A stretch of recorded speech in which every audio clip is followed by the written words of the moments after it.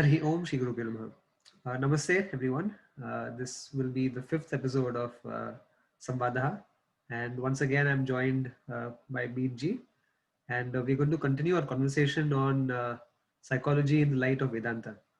So Bede, if you could kick us off. Okay. Well, one of the most interesting things about Swami Dayananda, or the context of everything he says, is the thing of discovering what does it actually mean to be free while living. So while living our life, what does it actually mean to be free? Now, what he made very clear is that we have what we would call absolute freedom, which is in one sense a long way away from us in the sense of its understanding or knowledge of God in itself. But here we are, we're in the world, as living in the world as an individual, and we're relating to people, we're making a living, we're doing various things. And as an individual, the question is are we free psychologically? And so Swami Dayananda said that we have to be able to appreciate what relative freedom is first before we can even begin to appreciate absolute freedom. Otherwise, it's delusional. And one of the problems in the West when they get hold of the Vedantic thing is they just love to go into this I am consciousness business, or I am God.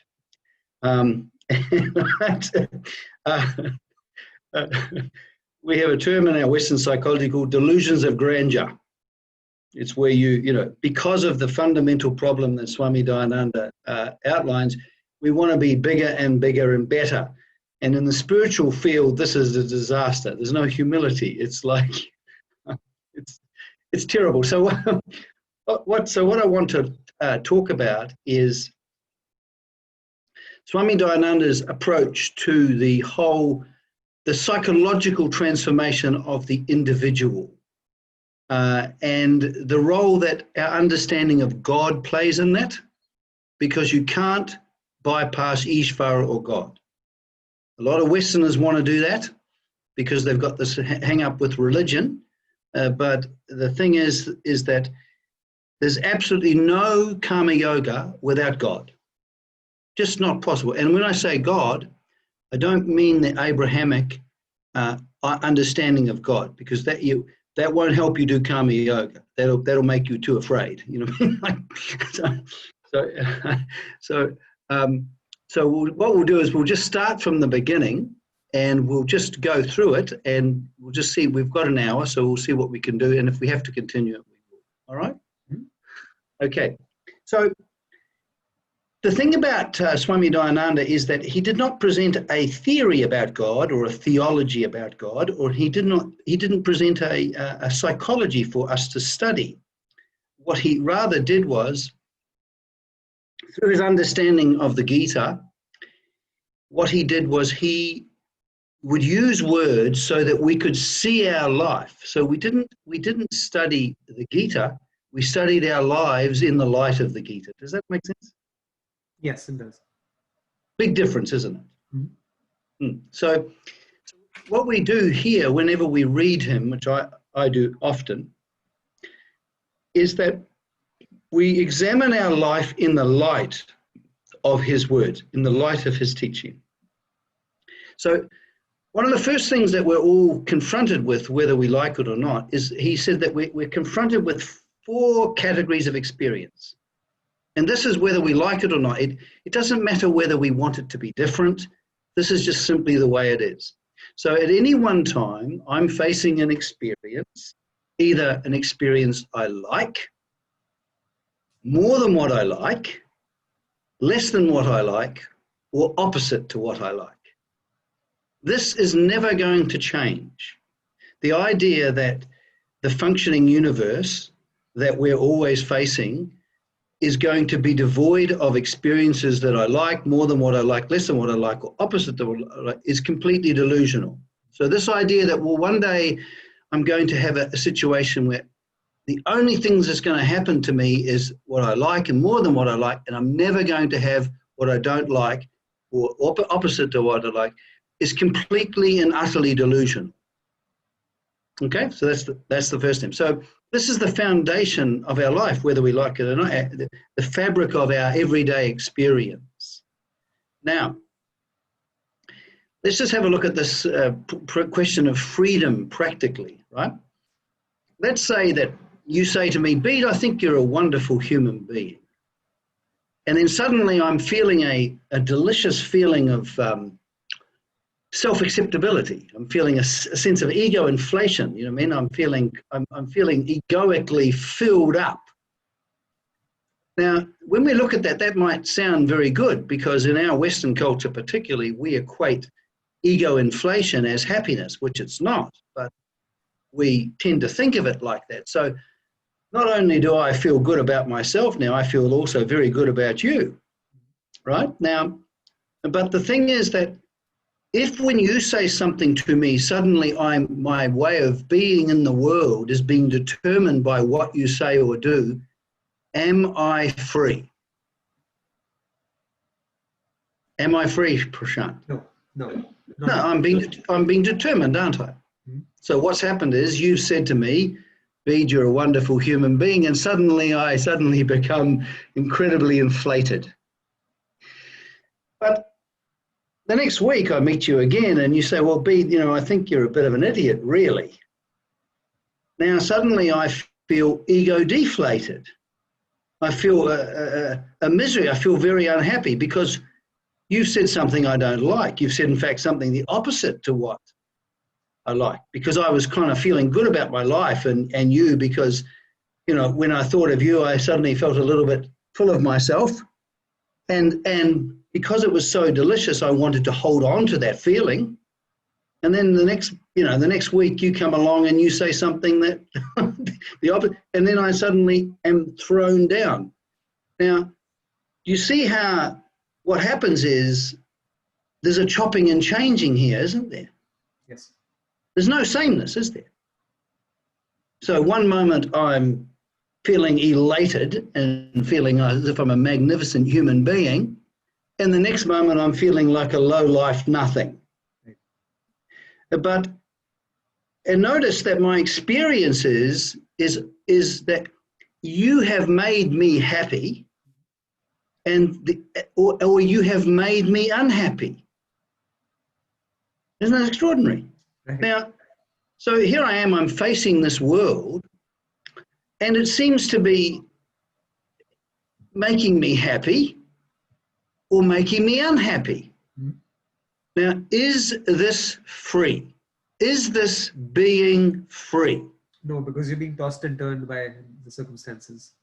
That's exactly right. And this is one of the reasons why Dr. Freud thought that human beings, our psychology, or the way we are, is totally determined. So can I ask a question over here? So Yep. When somebody compliments a person, Yep. or they may reject the person, how are you how are you relating validation and invalidation with ego inflation and otherwise? Okay. Now, there's a difference between now we're not talking about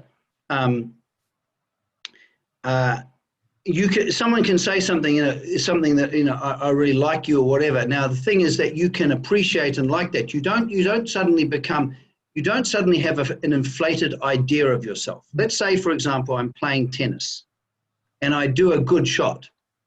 It's a satisfying thing to do a good shot. Is that true? It is.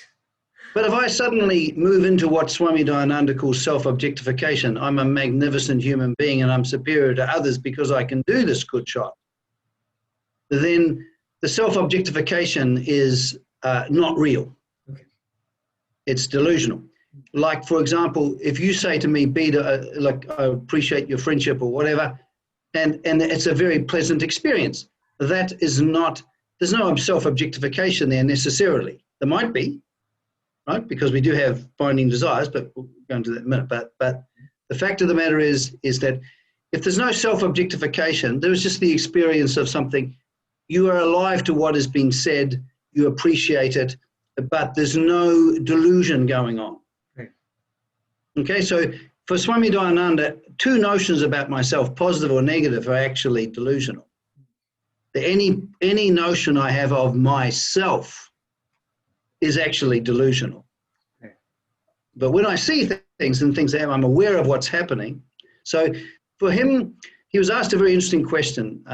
Someone said to him, Swamiji, what is the meaning of life? And he said, well, the meaning of life is to live, obviously.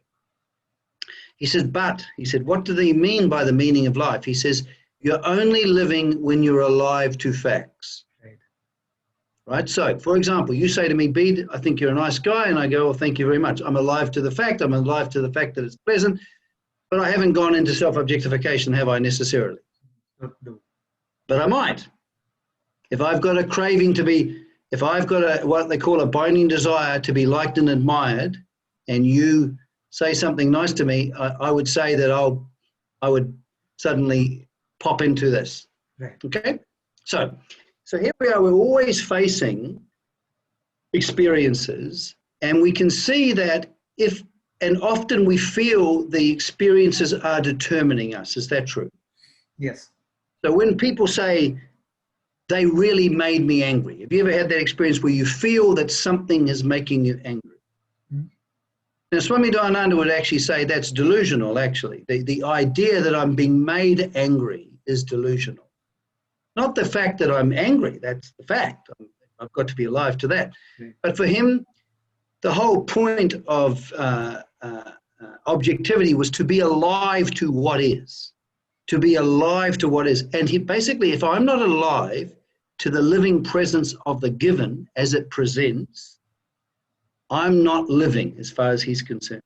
Right. Now, but this is an extraordinary thing. If this is true, it means that I'm not living most of the time, in the sense that he means it. I'm dramatizing. I'm dramatizing self-objectification. And my whole psychological life is ego inflation to various degrees and ego deflation. Mm-hmm. Right? Now, there's a problem here, is that in our culture, the tendency or the prevailing think is that happiness is ego inflation. Mm-hmm. It's feeling good about myself. Have you heard of this obsession people have got about, have you heard the phrase, I want to feel good about myself? Yes, it's a pandemic in the US. It's a pandemic. Yeah, and it's also the whole psychology of self-esteem, which I think sucks.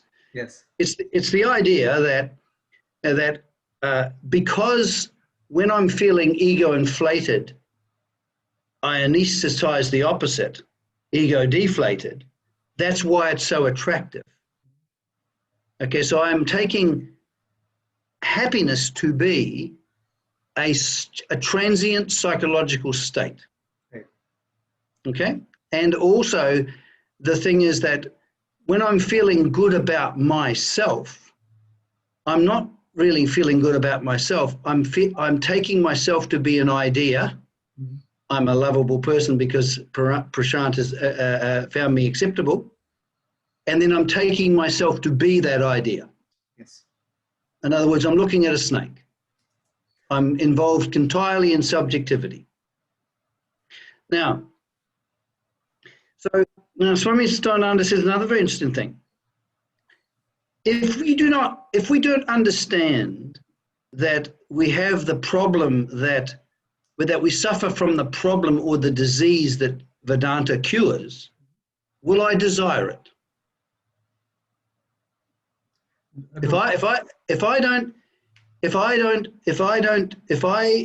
I'm willing to acknowledge that I suffer the disease that Vedanta is designed to cure.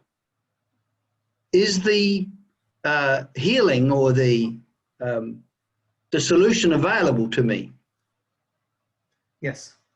It's not, isn't it? It's not available to me unless I acknowledge the fact that yes, I have the disease that he talks about. Right, you acknowledge the fact, yes. Yeah, okay, so, and what he's saying is that we, normally speaking, are not free. Mm-hmm. He says that we live a life of an emotional yo-yo. So we're looking at those categories of experience, and we go high and we go low, and we're just tossed around like a billiard ball. Mm-hmm. So it becomes very, very important, doesn't it, to be able to, that's interesting. Well, how is it? What do I need to do? What is necessary for me to be able to remain the same in the face of these changing experiences? Because if I can't remain the same, if I don't understand what it means to remain the same in the face of these experiences act like a puppet master. Right. And they'll be continually determining me. And if they're continually determining me, what happens to this whole idea of being free while living? Yes. Okay? It's not possible. Okay? Now, he has a very, very elegant solution to this. Okay? Now, but it's not an elegant solution if I'm obsessed about the fact that I'm obsessed about feeling good about myself. If I feel that, then as far as I'm concerned, I'll be wanting to feel good about myself. I'll be taking this to be happy. I'll be taking this to be where happiness is. And I'm going to dedicate my life to trying to feel good about myself. In other words, I will be greedy for certain experiences where I can have the feeling that a feeling of myself, an experience of myself that I like. Would that be true? That would be true, yes. But that's completely misdirected. There's no happiness in egoic experience. There's just an egoic experience. Now, I'm not saying that an egoic experience is delicious. Of course it is. I mean, if it wasn't delicious, people wouldn't pursue it. And we have to acknowledge, okay, there's many aspects of me that I love. I get caught up in egoism. I get caught up in ego. I get caught up in this pursuit of trying to find happiness through ego satisfaction. But through the grace of the teaching, we are taught that this is not happiness. This is delusion. Okay, this is delusion. So the whole question is, okay, so here I am, I'm caught. First of all, what I'm pursuing isn't happiness, pursuing it in the wrong place. So where do I find happiness? Like, what's the basis of happiness? Okay, now he's got a very interesting thing on this. As far as he's concerned, us human beings are enclosed in ourselves. We're full of ourselves. He calls this subjectivity. He calls it, like we're just completely full of ourselves. We're not full of reality. We're not full of reality. We're cut off from the presence of reality. Now, this is where there's a very interesting, or this is where, unless we come to understand God in the sense that Swami Dayananda means it, we will never know what freedom means in a relative way. So can we just examine this understanding of God? Yes, we should. Okay. Now, because I was a Westerner, I had weird and wonderful understandings of God. And a lot of unhelpful understandings, by the way, like in the sense that with Christian theology, God tends to be like an externalized parent in the sky who either is very angry at you, do you know what I mean, and wants to punish the hell out of you, or will reward you when you're being good. So there was nothing that you could abide. There was an ambivalence in it. There was an ambivalence. Now, what I found very interesting when I watched people in the temples in India, right? When I was a kid, we were in church. I'd be scared. They would scare the hell out of me. You wouldn't dare move. You'd be, you had to sit still and be afraid. But what I saw in India, the kids were completely relaxed at temple. They were just, now, and also what the parents did, and there wasn't just a few of them. They would just, with their hands, would guide them. If they were just being a little bit loud, they'd just take them, and they wouldn't give them this terrible look as if they'd committed a terrible sin. So there was so in Hindu worship, there was no fear. Right. They weren't afraid of God. Do you know what I mean? There was just no fear. And so it was a wonderful thing to see, right? Now, the thing is that Swami Dayananda without understanding the universe through his eyes, you can't understand what he means by God. And so what happened was he said a very interesting thing. He said, the starting point of Vedanta is the understanding that God is the material cause of the universe. Isn't that interesting? An amazing thing. Now, what he would do was that he would hold up this pot, this clay pot. And what he would say was that when you're looking at a clay pot, you're not looking at a pot, you're looking at the presence of clay in the form of a pot. So you're not looking at a pot as if the pot has its own being. You're looking at the presence of clay in the form of a pot. And then he went on further to say that when we're looking at this universe, this presence of reality, we're always looking at the presence of reality in various forms. The presence of reality in various forms. And now, just like the pot doesn't have its own being. The pot is completely dependent on its existence for the clay because the pot is clay. Not has clay, but is clay. And not only that, the pot is pervaded by clay. Now, then he did this sleight of hand.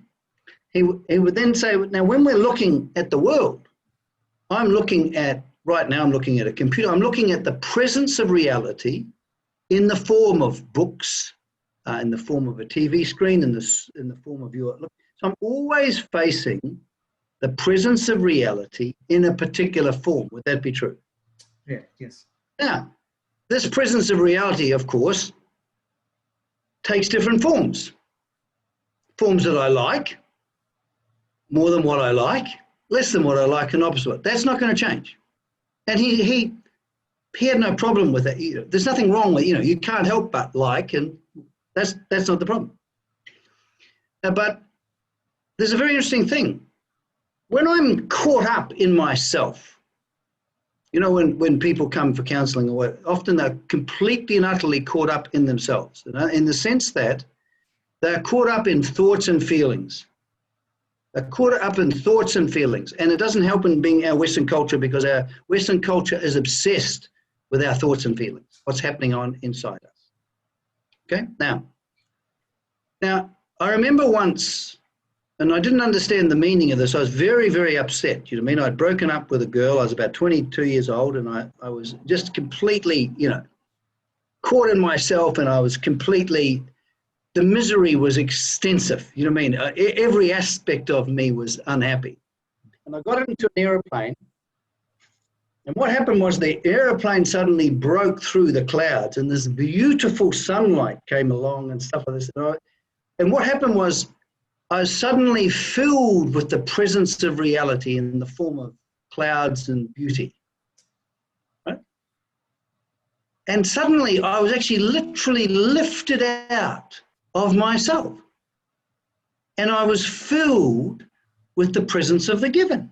Yes. Now, I didn't understand what that meant then because I hadn't met Swami Dayananda. I didn't know about this, right? But I didn't understand that the very presence of the given was therapeutic in itself. He says that Ishvara is the best therapist. Yes. But the thing was that when I was filled with the presence of God or the presence of reality, I completely disappeared as this suffering, struggling, unhappy person. It was as if a mirage had disappeared. Now, if I was in actual fact that psychological entity that I was experiencing myself to be, like a miserable, unloved, lonely person, if that was my reality, it could never be suspended, could it? But it wasn't interesting that because I came into relationship with the presence of the given, and the presence of the given filled me up, a change happened in me as an individual. A change happened in me as an individual. Now, the thing is that, and that was when I was 22, but I didn't see now, Swami Dayananda had a very interesting saying, he'd always say, and he'd say, see the meaning. Well, I had the experience, but I didn't see the meaning. How long did that stay with you? Sorry? How long did the experience of objectivity stay with you after that moment? Oh, not very long. But it was outstanding as a memory, but no, because fundamentally I was too involved with myself and I didn't see the meaning, right? Because with most of these religions, they don't have this see the meaning business, where someone who actually sees the meaning unfolds the meaning so you can see it too, which was what Swami Dayananda would do. Mm-hmm. Okay? So anyway, so we have a situation here is that we have two things. We have what he calls being caught up in ourselves, full of ourselves. And he calls this living in our world. Have you heard him make this the thing? You heard him talk about this? Not this statement, but I see where he's coming from. Yeah, they've got two Sanskrit terms. I don't know whether Ishvara Visti or something like Jiva Shushti. Jiva Shushti and okay. I'm sorry, but I'm not good with that.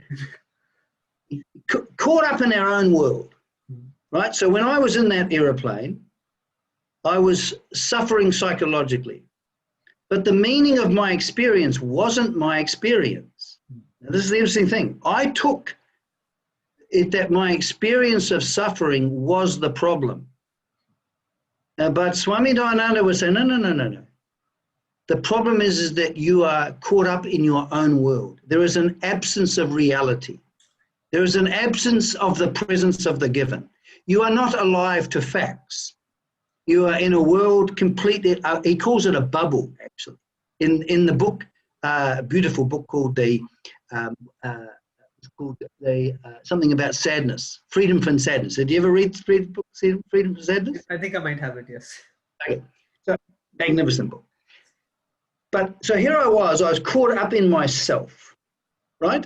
So I wasn't suffering from psychological problems.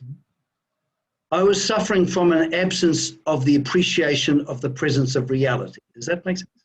Mm-hmm. The presence of the given. Okay? Now, this is a most extraordinary thing, that for him, the presence of God, or the presence of being, because for Swami Dayananda, being itself is God. Mm-hmm. Being itself is God.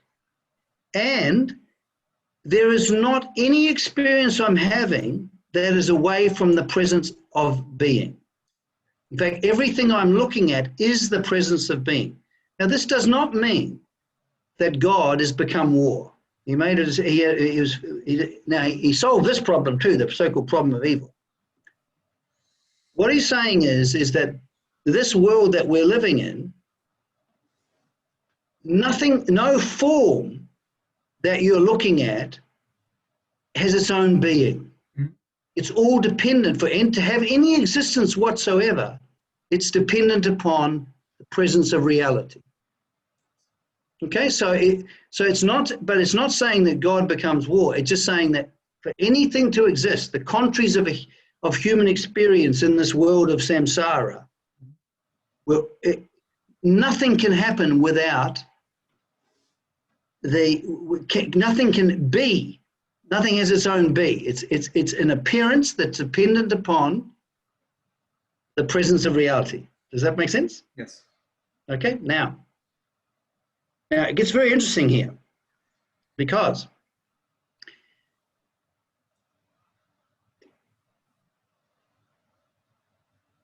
unlike you Hindus, we Westerners have this thing about, well, how do we find God? Where do we find God? What one day, and you see, before I met Swami Dayananda, I had this idea that one day in the future, maybe I was going to find God.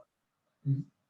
Okay, or maybe I had to do something to find God. I had to, pray. Or I had to engage in a journey across time. From here or here. But no, you see, when it comes to Swami Dayananda, Basically, where is the place do we discover the presence of God? Knowing full well that when we are abiding in the appreciation of the presence of reality, we're lifted out of ourselves. Right. Well, there's only one place. The presence of God is available right here, right now, as I am. Now, this is the amazing thing. As I am. Now, this is extraordinary. Like, this is, and we don't have anything like this in the West, right? Because we've got God and then creation separate, you see. Right. You mean? Now, so what happens is that this is of profound psychological consequence, because instead of trying to go for a journey into the future to discover God, the only thing, you see, can I create the presence of God, Prashant? Can I create the presence of God? No, you can only discover it. I can only recognize the presence of God and abide in that appreciation, can't I? Yes. I can't do God, you know, because he has another wonderful saying: everything is given. He didn't say some things are given. And the thing with Dayananda, eventually you take him literally. You know, everything is given. So, and not only that, the presence of the given is the presence of the giver. Yes. Very good. That's wild. That's wild. Now, but this changes your whole understanding, because this is the Vedic vision of God. No one has this. The Buddhists, for example, have this idea, it seems to be, and particularly now in the West, you know, all this you heard of all this mindfulness business? Oh, yes. You know, It's completely. so the idea is that you can do reality. You know, if I practice mindfulness, something's going to happen, and then I'm going to get the result. Do you know what I mean? Now, Vedanta is different than that, because for Swami Dayananda, the whole point is being awake to the moment by being yourself. But here's the thing. This is where it's only when we are abiding in the appreciation of the presence of God do we find what it means to be ourselves. We cannot, you don't discover yourself as a separate entity, as a wonderful, pristine, you know, like, you know, the perverted Vedantic notions, like I am wonderful consciousness and I'm pristine and clear and beautiful and all this nonsense. The only self-acceptance, the only way we can find ourselves acceptable is when we are rooted in what he calls Ishvara, or in God, or in the presence of reality. That's the basis of being acceptable. In fact, he said a wonderful thing. He said, when you are accepting what is, the presence of the given, whatever that is, even unpleasant things, because we have to, when he says, only then do you find yourself acceptable. Right. Because normally what happens is human psychology is resistance, fighting, constantly fighting. So in the face of these 4 categories of experience, it's fighting. Even ego inflation is a resistance against the opposite. Yes. Whole psychology is built on resistance. But he says a very interesting thing. You know how we can get into various modes of being in the world when we're cut off from reality? Yeah. Anger, fear, loneliness, emptiness, various, all of the so-called psychological states. In terms of Swami Dayananda's psychology, is all different forms of subjectivity. True. So the meaning of our suffering is not our psychological states. The meaning of our suffering is that we have fallen away from the appreciation of the presence of God. Yes. It's not a psychological problem. It's a religious problem, actually. It's a reality problem. Does that make sense? It has a profound psychological, and no one talks like this. So Even any book I've read, no one.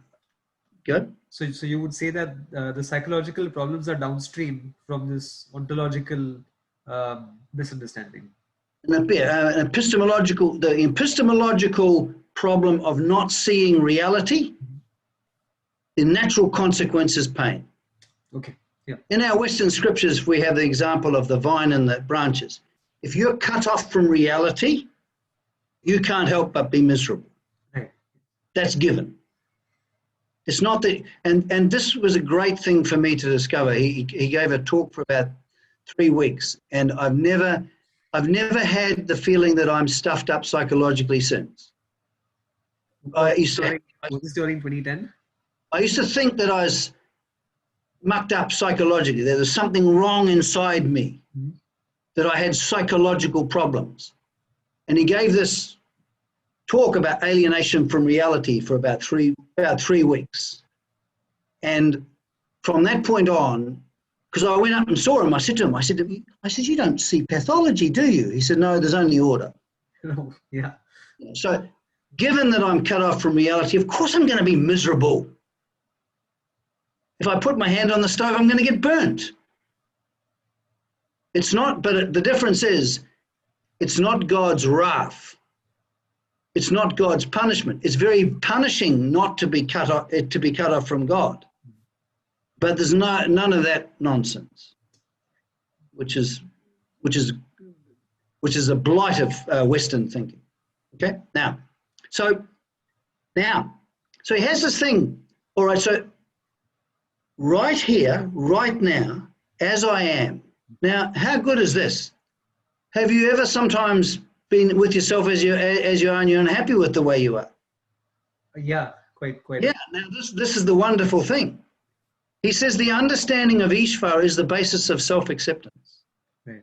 Now, what happens is, have you ever been in conflict with yourself? I hate being what I'm like. Yeah. It's in conflict with them. He calls this self-dissatisfaction. I hate being what I'm like. Right? Now, but with this understanding of God, you're liberated from this, I hate being what I'm like. Because when the knowledge, and we can forget this knowledge, there's no doubt about the fact that we can forget it, but when we come back to it, we go, okay, right here, right now, as I am, is the very presence of God. And I can abide in the appreciation of it. Now, it's a very interesting thing when you do this. Because, so this vision that you see, this is a vision he unfolds. It's not a theory. It's, in other words, it's a way of seeing in which you can live. You can abide in this way of seeing. He calls this living the vision. You see, he's different from the Buddhists. He says, first of all, we need the recognition, and then we need to live the recognition. He doesn't say we need the recognition, then we have to practice it. There's a difference, because this vision is given. Now, why is vision so important psychologically? Well, let's say that I'm angry at you, Prashant. I'm very angry at you. So I'm engaged in a way of seeing, aren't I? I think that you're an SOB. Now, that way of seeing is based on my psychological reactions. Is that true? I've become my thinking, and my thinking has become me, as Swami Dayananda puts it. Okay? So my way of seeing is my way of being, isn't it? Yes. Now, this is why Vedanta works. Your way of seeing is your way of being. So and he says a beautiful thing. So, and this angry attitude I've got, right, is an attitude. Now, I asked him when I first went to India, I was very interested because I wasn't getting it. I went and saw him. I said, look, what do you mean by attitude? You know, like in the West, we think of attitude as thoughts and stuff. He said, very interesting. He says, attitude is the individual. It pervades the individual. So it's not something inside my head. So when I'm angry at you, every aspect of my being is involved in that anger, isn't it?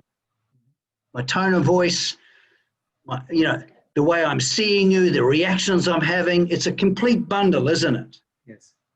Now, and normally speaking, us human beings, we're enclosed in attitudes that have been caused by our psychological past. Does that make sense?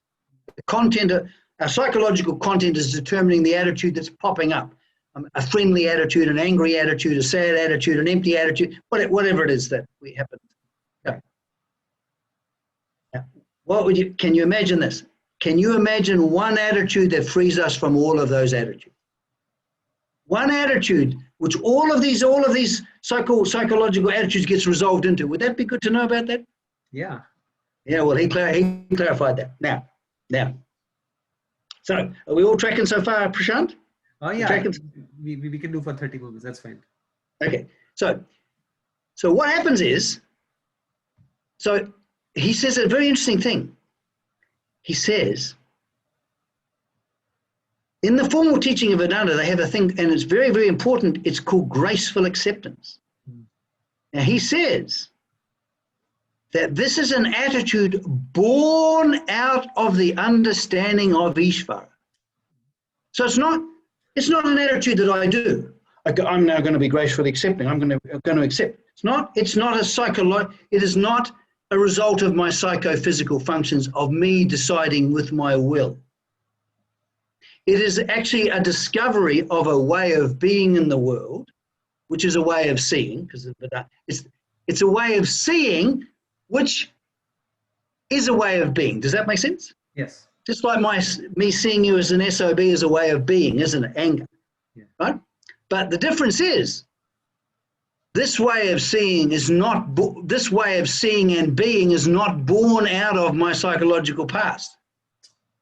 This way of being, what he calls graceful acceptance, or a term I prefer, which is being relaxed in the lap of Ishvara, yeah, is born out of the understanding of what God is. Yes. Of what God is. Now, don't worry about the fact that we can lose sight of this vision. He has another understanding, is that once he's opened our eyes to this, he has a thing called highlighting. I found this very interesting because I loved his psychological gems. I just loved his psychology. Highlighting is, let's say you're messed up and you're a bit angry and all of this sort of stuff, and then suddenly, through the grace of the teaching, it comes to you that you've been lost. Do you know what I mean? What happens is the presence of God comes into your life and goes, you're a bit lost now. And so God, the understanding of the teaching, because God becomes present in our life as understanding, which we got from the guru kind of thing, right? So what happens is it comes in and goes, you're caught up. Okay. Now, so then what you can do is what he calls highlighting. What you do is you then bring to mind the words of the teaching. And you're not bringing to mind a theory, you're bringing to mind a vision. He said that contemplation is seeing reality, is seeing what was revealed to you in the teaching without thinking. Now, is that good or is that good? This is a vision. That's beautiful. Vision. Yeah. Now, so here you go, wait a minute. So here I am. Where do I find God? Right here, right now as I am. Now, this is a wonderful thing, because let's say that I'm feeling miserable. Let's say I've had a fight with my wife. Who's ever had a fight with their spouse? Everybody who's listening has had a fight with their spouse. We all fight. Human beings fight. Let's get over. We do suffer from the disease that he's talking about. Okay, so now when I'm suddenly upset inside, right? What happens is, first of all, the natural reaction. Remember, he says the first reaction is you and the second reaction is ego, is Ishvara. So the first reaction is you. It's her. Right now. So what I'm objecting to isn't what my wife or spouse has said and done. I'm objecting to this terribly unpleasant experience of myself, what he calls self-dissatisfaction and fear. And we know it's fear because I'm desperately trying to change my wife so I can get rid of it again. Right. So I'm trying to deal with it externally so that I can feel good in the inside. All right? Now, or I might even not do that. Let's say I go, okay, no, it's me, it's a fault. Then I try and fix myself. Do you notice, see how there's dualism both ways? There's a dualism between me and my wife. I'm struggling with her. Friction, right? And remember, he said the basis of reaction is non-acceptance of a fact. That's a psychological principle. So I'm either trying to change her so I can change me, or I'm trying to change me, which is another dualism, isn't it? Yes. The part that's suffering and the part that's struggling with the suffering. And I was before I went to India, that was a thing that I was always caught in. Particularly that one.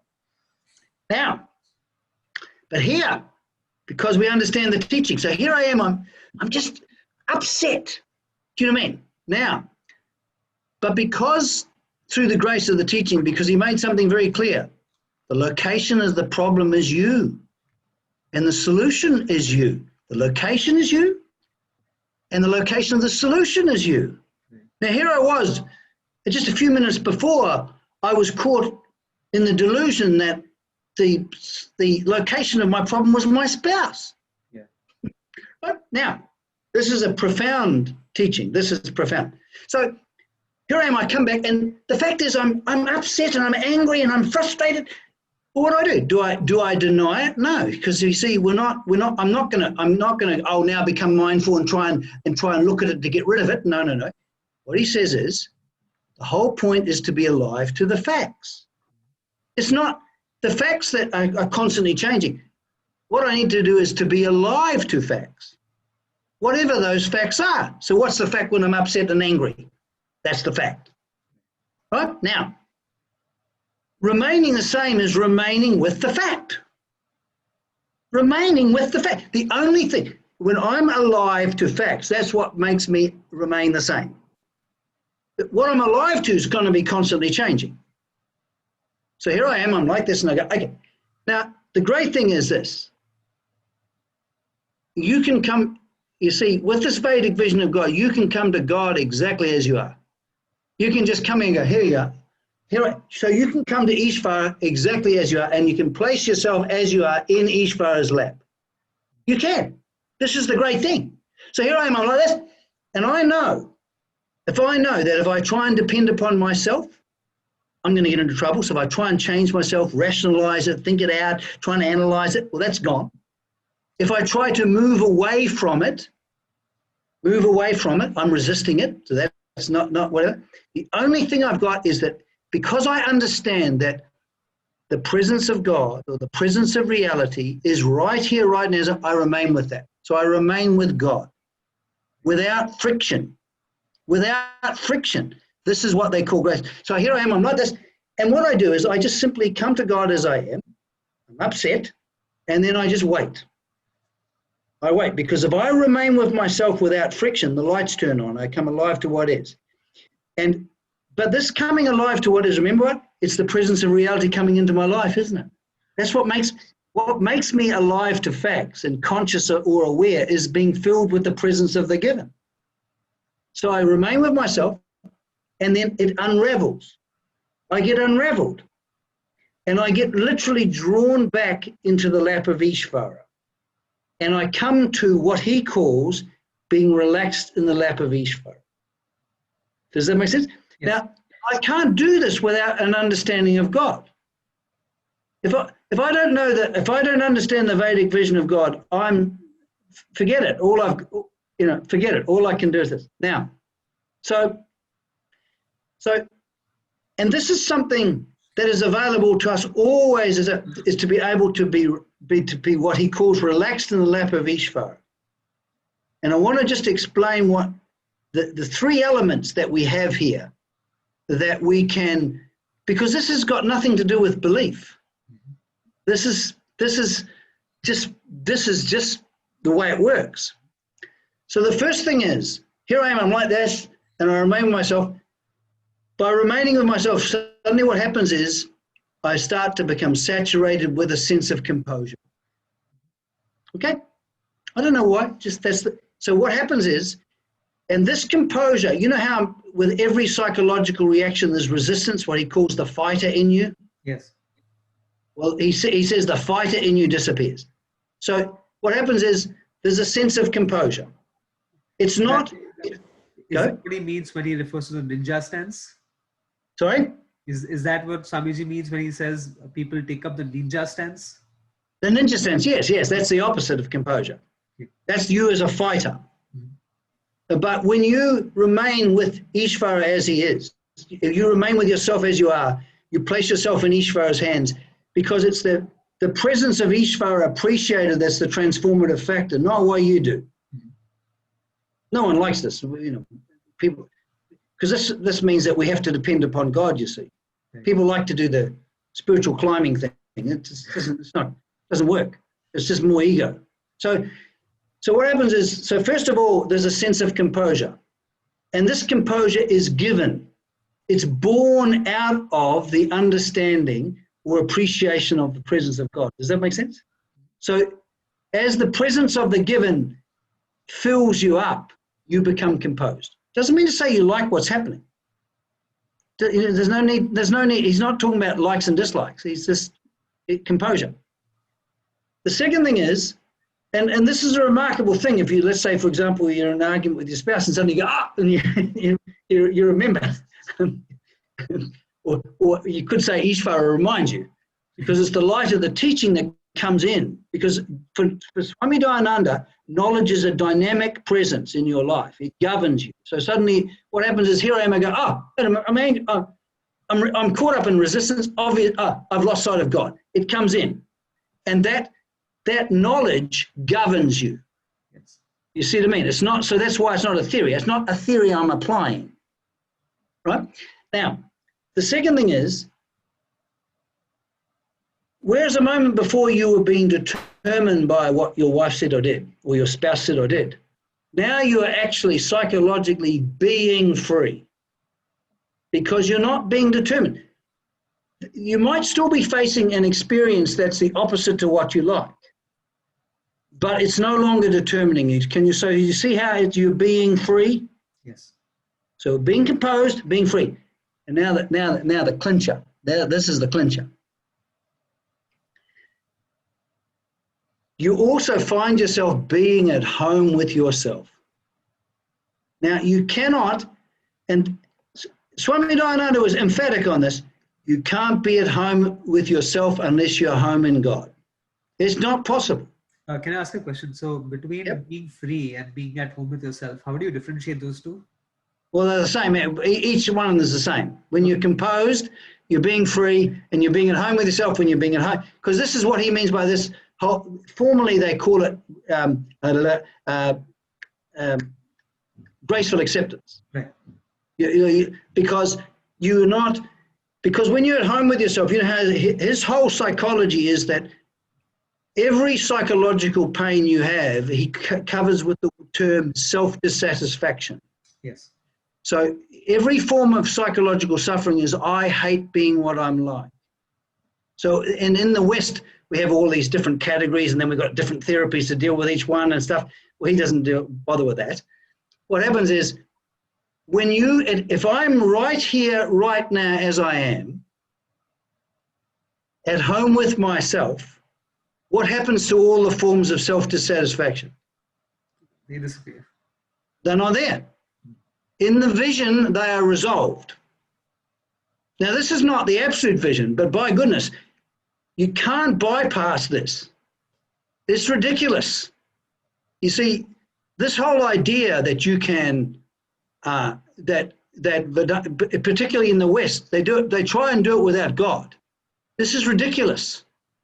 This is ridiculous, because the thing is that, notice how it's only by me being filled with the presence of Ishvara do I have psychological freedom. Otherwise, I'm completely enclosed in myself.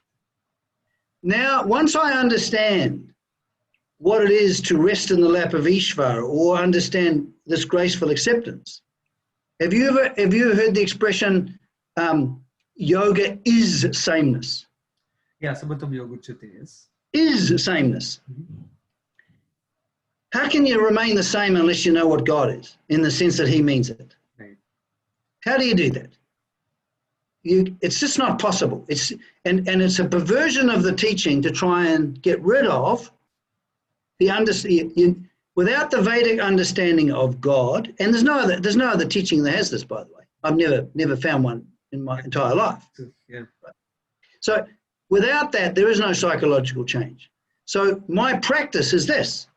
Once I become familiar with what it means to be relaxed in the lap of Ishvara, which means to be alive to facts, which means to be composed, which means to be psychologically free, and which means to be at home with myself, because I'm confronting those 4 categories of experience all the time, I notice suddenly that I fall away from them. Now, I don't get guilty about that, because even the light of Ishvara shows me, Bede, you've fallen away, come back. So it's no longer, there's no guilt here or anything. What happens is you practice living the vision.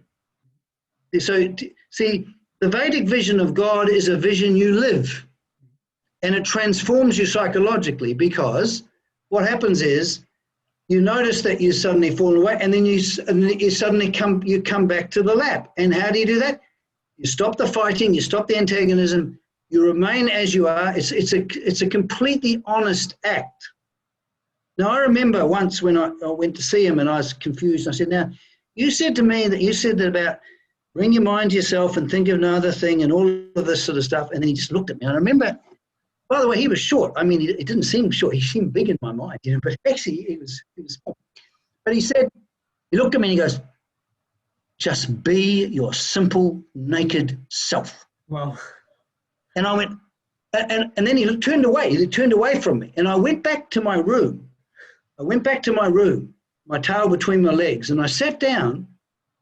And you see, I never knew really that God was not away from the ordinary.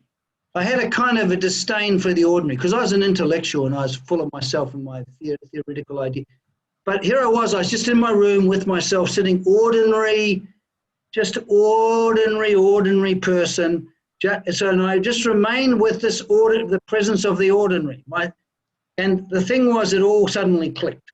Right. That God was not away from any aspect of my experience. I can never get away from him. It was such a wonderful thing to know that I was always embraced by the presence of God. And my only problem was my cognition of it. Do you see what I mean? I might forget it.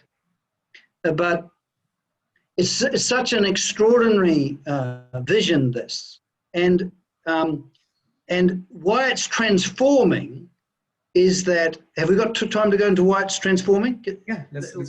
Yeah. Okay, so just so before I go on, so what just in terms of what we've been talking about, what for you, what I've been talking about, what stands out for you? What stands out?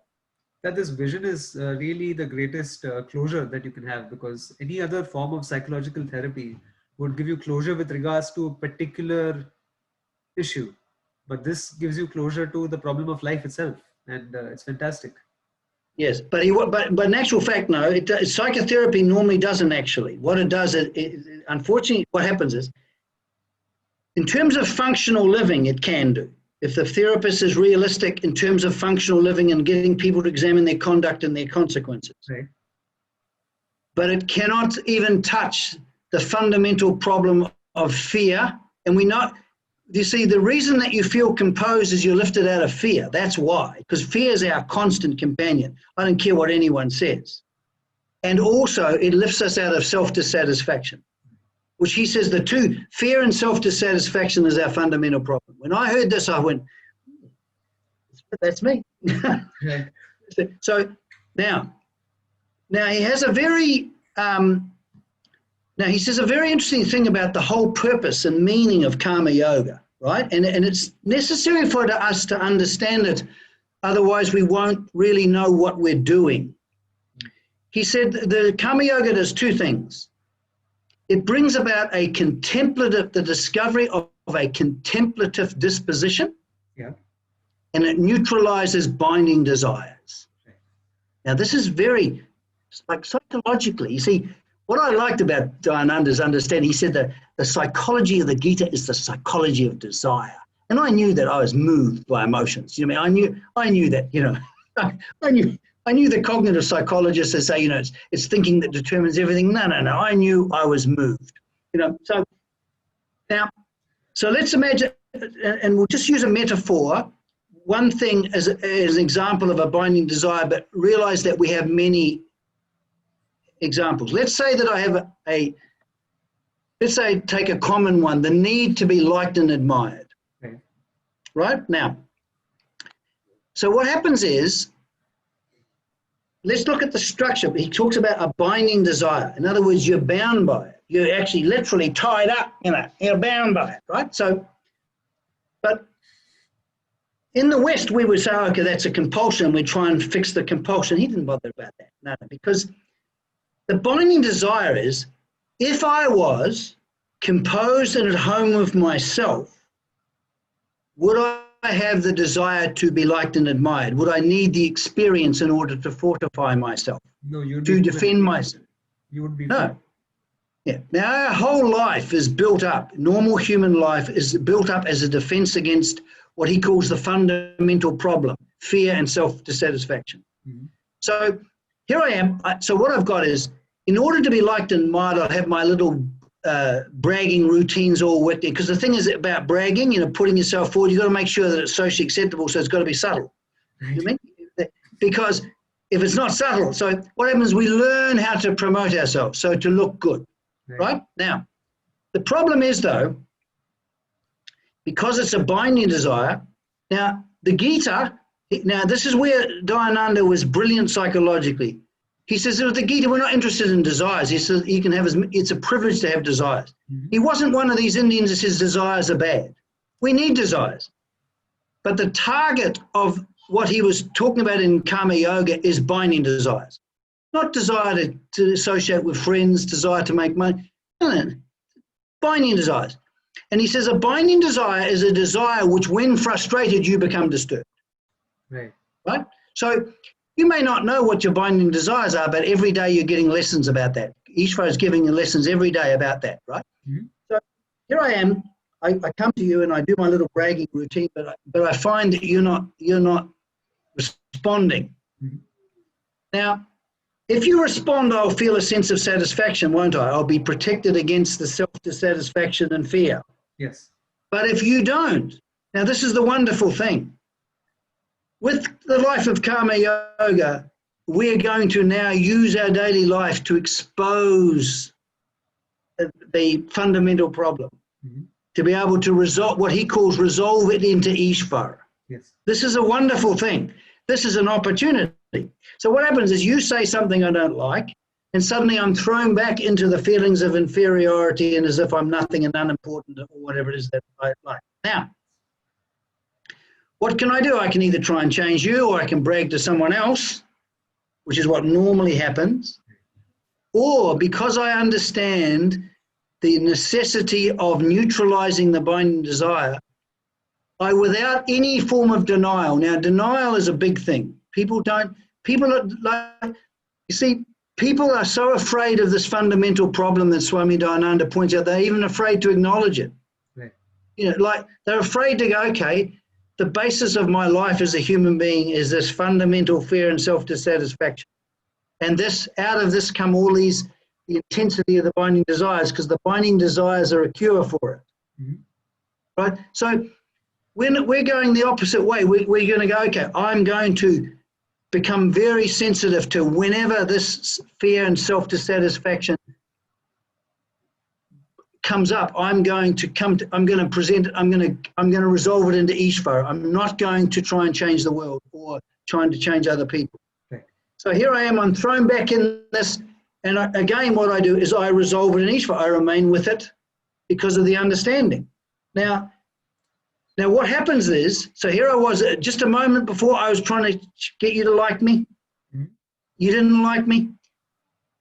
Now here I am, I'm here with myself, I'm remaining with myself, and I'm with that feeling of, feeling inferior and not being good enough and all of this stuff, which is quite normal, by the way. It's universally denied because people are afraid of it, because in our culture now it's obsessed with heroism. You notice that? Being an outstanding person, a hero, and all of this, being your own person and finding your passion and Yes. Anyway, Anyway, but so what happens is I have this opportunity, don't I? Now that I have this opportunity, that now there has been a revelation. In other words, I'm willing to expose myself to the fact that I have this problem, and I'm going to come to Ishvara in all honesty, without denial. I'm not. Isn't it great? I can just remain with myself, stuffed up and horrible, and without fear. Yeah. Without fear, because Swami Dayananda says that we need two things with our emotional reactions. Well, don't fear it and welcome it. Mm-hmm. Don't fear it and welcome it. So you can come along and you wait, and then what happens is you keep, and then you place yourself in Ishvara's lap, and then Ishvara draws you to himself, and you find yourself being composed, free, and at home. Yes. Now, what you've done is, does it mean that next month you're going to have another problem? Of course you're going to, because of the practice of Karma Yoga.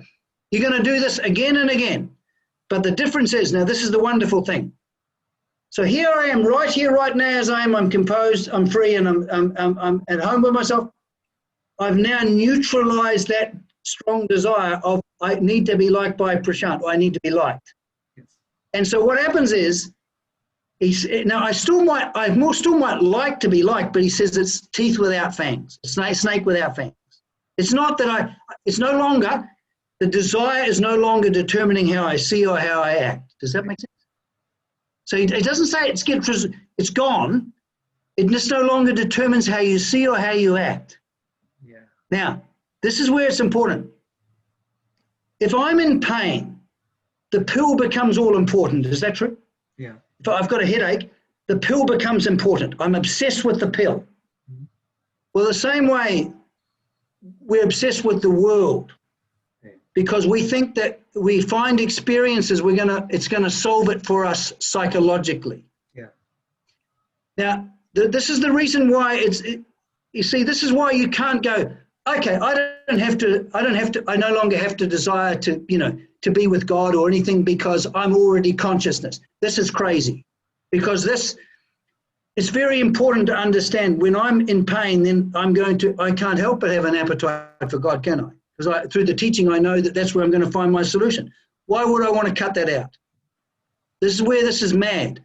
So when the desire is neutralized, do you see what happens? The world becomes less attractive. Yes. So this is what they mean by dispassion. Without dispassion, we see, you know how he says that Karma Yoga is to bring you back to yourself. Now this bringing you back to yourself is what he calls a contemplative disposition. In other words, when I'm disposed, inclined just to simply remain with myself as I am. Now, the problem is this is incredibly boring. This is not exciting. This is peace. This is not excitement. This is not, there's no ego satisfaction in it. There's no ego dissatisfaction. That's why people are not interested in it, actually. Mm-hmm. But through becoming more and more dispassionate, we become more and more contemplative. Now, but contemplative doesn't mean some mystical, magical thing.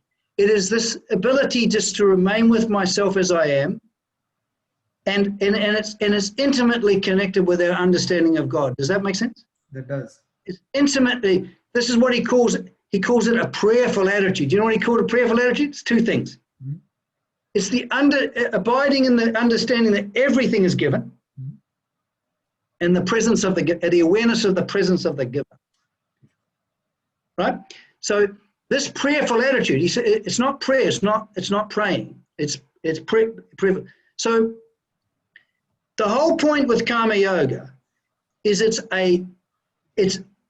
first of all the vision of what God is, and it's the living of that vision.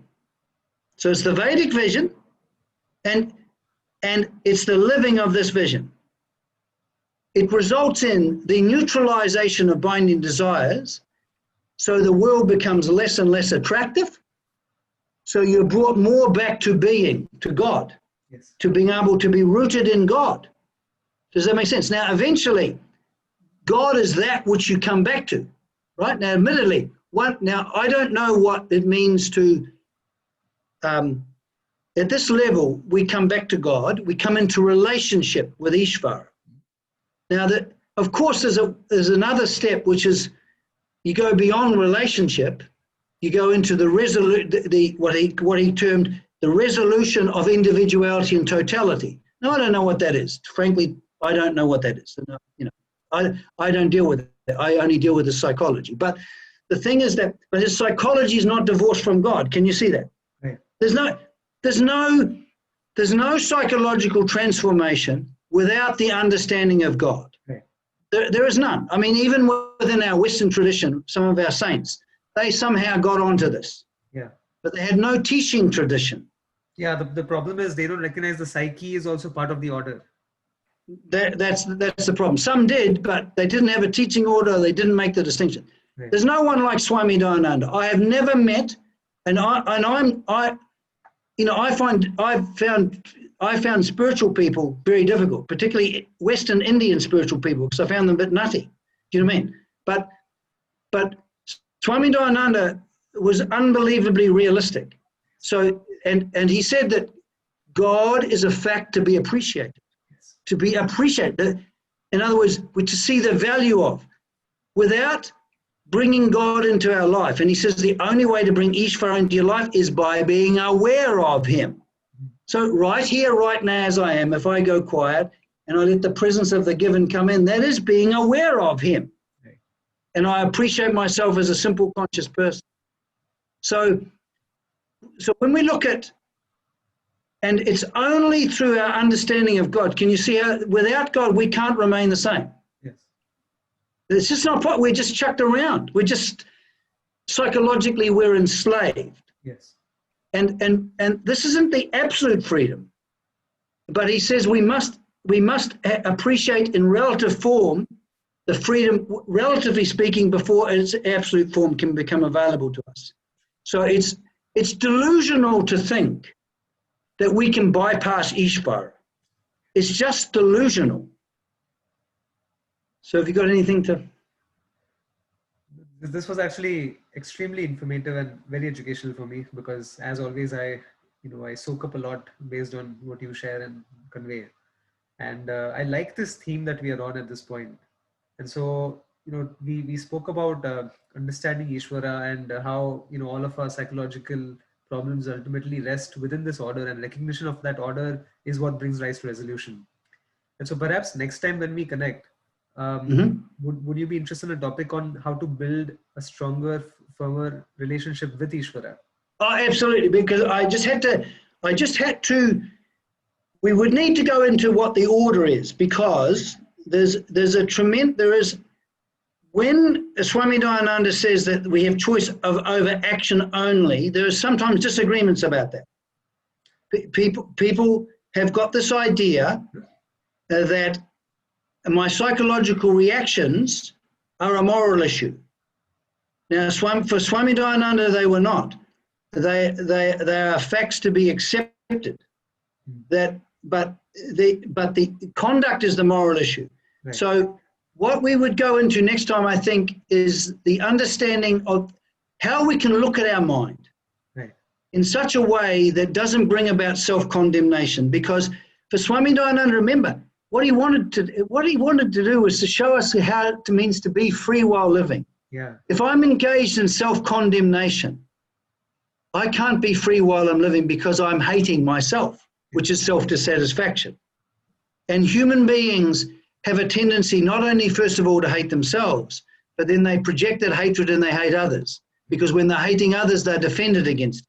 So if this fundamental problem that he talks about is not resolved, we live terribly.